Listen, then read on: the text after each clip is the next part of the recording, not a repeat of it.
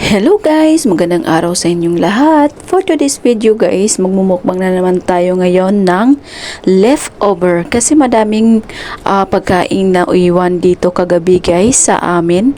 Kasi malit lang kinain ng mga amo. Kaya madaming leftover na natira. So yan guys, nilagyan ko pala yan ng okra, bell pepper. Leftover din yan sa aking pagmumukbang guys nung isang araw.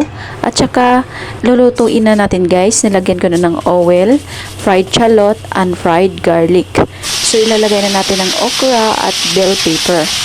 Yun guys, huwag niyong itapon basta-basta ang leftover kung pwede pa itong kainin.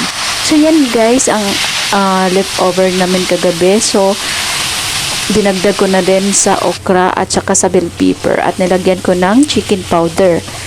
So yan guys, talagang huwag niyong itatapon ang mga leftover nyo guys kung pwede pa itong kainin.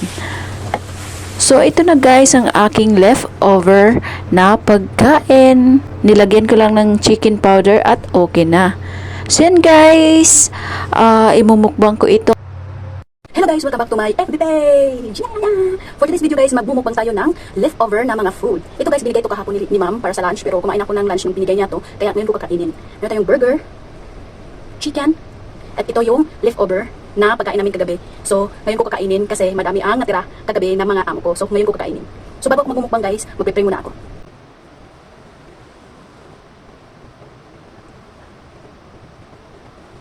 So guys, sisimulan na natin ang ating pangmumukbang ngayong araw. So guys, start na ako. At before ko pala makalimutan guys, meron pala akong juice dito na aloe vera juice at ice.